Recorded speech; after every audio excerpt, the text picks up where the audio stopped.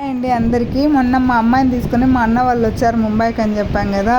అందరం కలిసి ఆదివారము ఇక్కడ మాకు దగ్గరలో అలీబాగ్ బీచ్ ఉందంటే అక్కడికి వెళ్ళాము. మేము కూడా ఇదే ఫస్ట్ టైం వెళ్ళడము.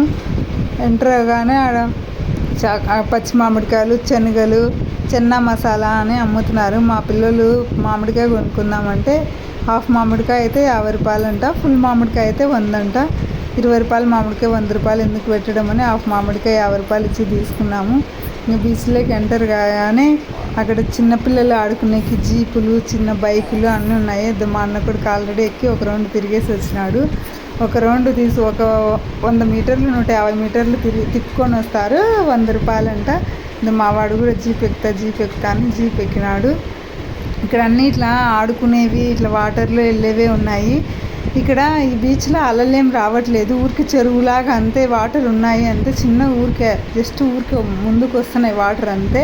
అలలేం రావట్లేదు. సముద్రంలో ఇసుకే ఉంటుంది కదా, ఇక్కడ ఇసుక లేదు. ఏదో నల్లకి బంకమట్టి మాదిరి ఉంది. అసలుకి నడుస్తూ అంటే కూడా చెప్పులకు అతుక్కొస్తుంది. ఎందుకు ఇట్లా ఉందంటే చుట్టూ ఫ్యాక్టరీలు ఉన్నాయంట. అప్పుడప్పుడు వాటర్ వదిలేస్తారంట సముద్రంలోకి. నీళ్ళు కూడా నీట్గా లేవు, కొంచెం మట్టి నడుస్తుంటే కూడా మట్టి అవుతున్నాయి. అసలుకి అట్లున్నాయి నీళ్ళు, అంతా నీట్గా కూడా ఏం నీళ్ళు లేవు. కానీ అన్నీ వాటర్లో తిరిగేవి, ఇట్లా అన్నీ ఆడుకునేవి అట్లనే ఉన్నాయి. అలలు వచ్చేవి, అలలేం రావట్లేదు ఈ బీచ్లో. ఇక్కడ బయట నుంచి వచ్చిన వాళ్ళు స్టే చేయడానికి రిసార్ట్స్, హోటల్స్ కూడా ఉన్నాయి. ఇది ఫేమస్ అంట ఇక్కడ అలీబాగ్ బీచ్ అనేది. ఇది వర్షాలు తగ్గినాకనే అలో చేస్తారంట.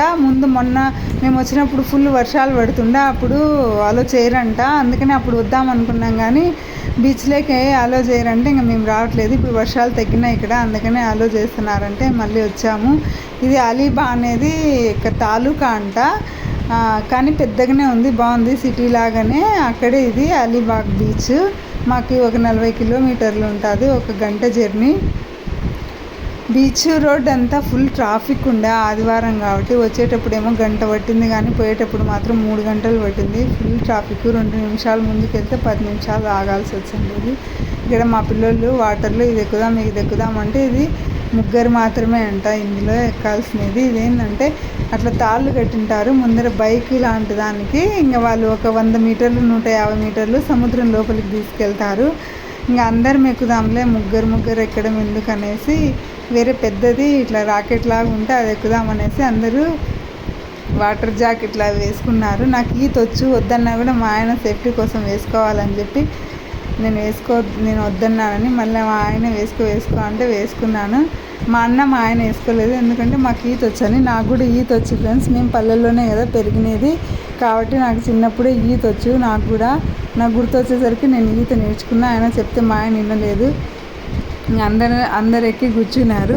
ఒక 150 మీటర్లు లోపలికి తీసినాడు. అవి వాటర్ నీట్గా లేవు, అందులోనూ సముద్రం నీళ్ళు కదా. వాటర్లో వెళ్తుంటే ఆ స్పీడ్కి ఆ నీళ్ళన్నీ మొహాన పడుతున్నాయి. ఆ మొహాన పడుతుంటే కళ్ళు మండుతున్నాయి. అసలుకి కళ్ళు కూడా ఎర్రగైనాయి సముద్రంలోకి వచ్చేసరికి.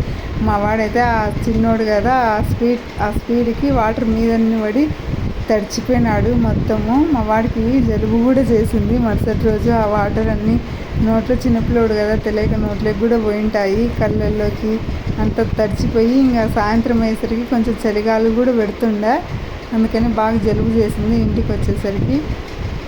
ఇట్లా దీంట్లో వెళ్ళినందుకు ఒక్కొక్కరికి 150 రూపాయలు తీసుకున్నారు.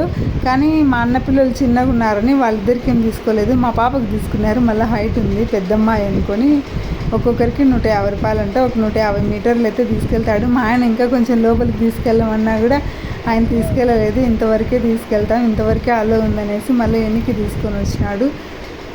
ఇక్కడ ఒకటి అక్కడ కోట ఉంది. అప్పుడు మహారాష్ట్ర ఛత్రపతి శివాజీ రాజా పరిపాలించింది కదా, అక్కడ ఛత్రపతి శివాజీ రాజా వచ్చిన ఒక కోట ఉంది. ఎప్పుడు ఎన్ని వందల సంవత్సరాల క్రితందా అంట. ఆ కోట చూడడానికని వెళ్తున్నాము. ఆ సముద్రంలో నడుస్తుంటే బంకమట్టిలాగా చెప్పులతో నడుస్తుంటే అతుక్కుంటుంది, చెప్పులు అతుక్కుంటున్నాయి. అందుకని చెప్పులు చేతిలో పట్టుకొని నడిచినాము. కోట చూసి తిరిగి వచ్చేటప్పుడు మళ్ళీ అంత దూరం నుంచి నడిచేయడం మళ్ళీ చీకటి పడుతుంది అనేసి గుర్రబండి ఉంటే 300 ఇచ్చి గుర్రబండి ఎక్కాము.